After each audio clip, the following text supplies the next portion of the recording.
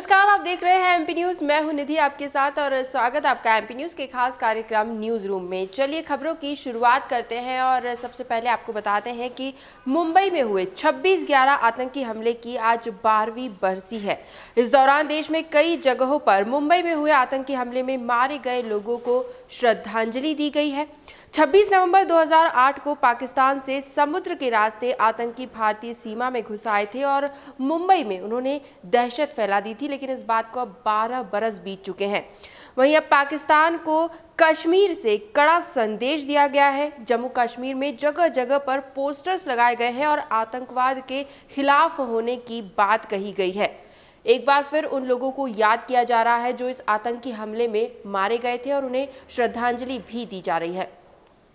News room में आगे बढ़ेंगे और खबरों का काफिला आगे बढ़ाते हैं। कुछ खास अपडेट्स आपको बताते हैं। मध्य प्रदेश की धरती पर किसी भी कीमत में लव जिहाद नहीं होने देंगे, ये कहना है मध्य प्रदेश के मुख्यमंत्री शिवराज सिंह चौहान का। भोपाल में एक जनसभा को संबोधित करते हुए सीएम ने कहा कि मेरे सामने ऐसे भी उदाहरण है जिसमें कहा जाता है कि शादी कर लो, पंचायत चुनाव लड़ा दो और फिर पंचायत के संसाधनों पर कब्जा कर लो।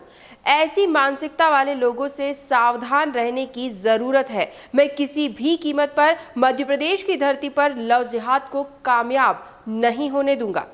गौरतलब है कि मध्य प्रदेश के आगामी विधानसभा सत्र में धर्म स्वातंत्र विधेयक को लाने की तैयारी की जा रही है। वहीं यूपी सरकार पहले ही लव जिहाद को लेकर एक अध्यादेश को मंजूरी दे चुकी है। तो कुल मिलाकर फिलहाल यही सुर्खियों में बना हुआ है। अगली अपडेट, कोरोना काल में अपने बेटे की धूमधाम से शादी करना झाबुआ सांसद जीएस डामोर को महंगा पड़ सकता है।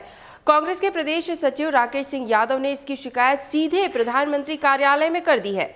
इंदौर के ब्रिलियंट कन्वेंशन सेंटर में जीएस डामोर के बेटे की कल यानी 25 नवंबर को शादी थी, जिसमें 1000 से भी ज्यादा लोग शामिल हुए, जबकि जिला प्रशासन की गाइडलाइन के मुताबिक सिर्फ 250 लोगों की ही अनुमति है। अगर शादी समारोह है तो सिर्फ 250 लोगों को ही आमंत्रित किया जा सकता है, लेकिन 1000 से भी ज्यादा लोग उस समारोह में मौजूद थे। इस पर कांग्रेस तत्काल सक्रिय हुई और इसकी शिकायत सीधे पीएमओ में कर दी गई।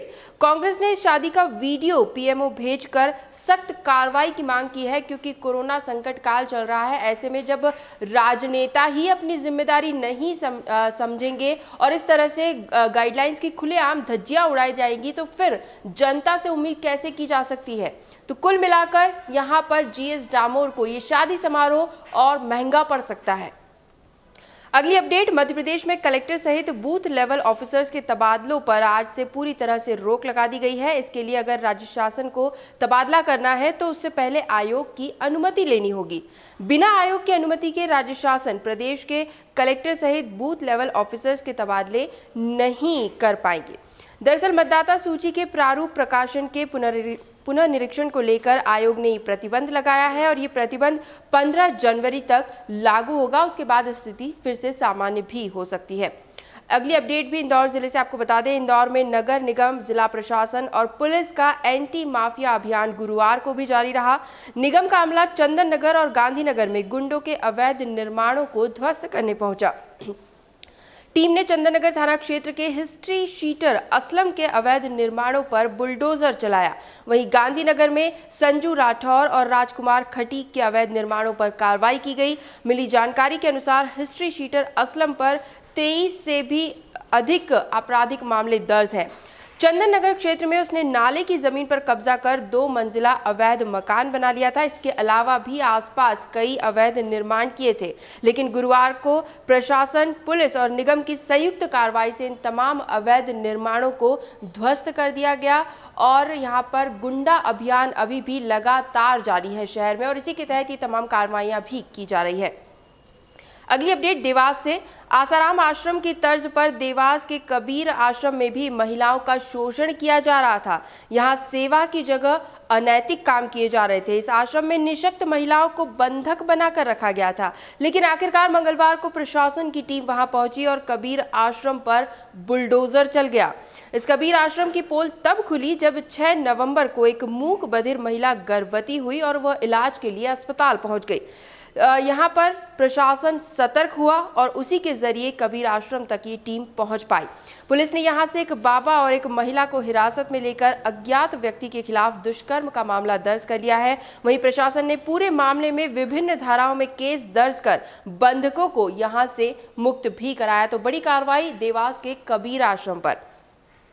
अब बात करेंगे मौसम को लेकर। मध्य प्रदेश में अगर हम देखें तो भोपाल समेत अन्य शहरों में, अन्य जिलों में भी एक सप्ताह में हर दिन मौसम का कुछ अलग मिजाज नजर आ रहा है। मौसम हर दिन बदल रहा है, कभी गर्मी, कभी सर्दी, तो कभी कहीं बारिश के आसार भी नजर आने लगे हैं। अगले 24 घंटे में चंबल, नीमच, ग्वालियर, जबलपुर और छत्तीसगढ़ से सटे 10 से 11 संभागों में हल्की बारिश की संभावना जताई जा रही है। ये बारिश राजस्थान में बने चक्रवात और पश्चिम बंगाल में निम्न दबाव के कारण होगी।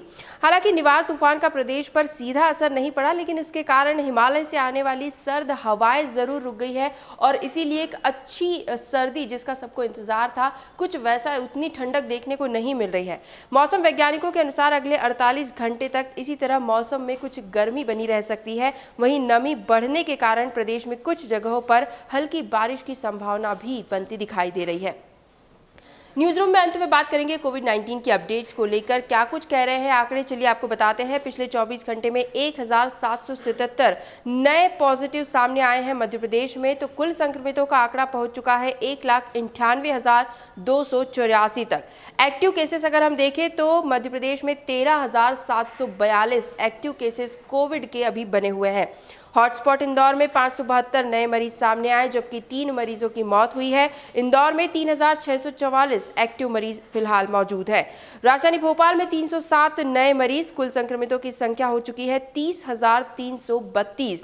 राजधानी में अगर हम देखें तो 2,500 के लगभग आंकड़ा बना हुआ है। 2,495 एक्टिव मरीज राजधानी भोपाल में मौजूद है। पिछले 24 घंटों में जो नए मामले संक्रमण के सामने आए हैं, कुछ खास जिलों की अपडेट आपको बता दें। जबलपुर 66, खरगोन 31, सागर 30, उज्जैन में 28 नए केसेस, रतलाम में 50, धार 42, रीवा 30, सतना में 14 और बालाघाट में 22 नए मरीजों में कोरोना की पुष्टि हुई है।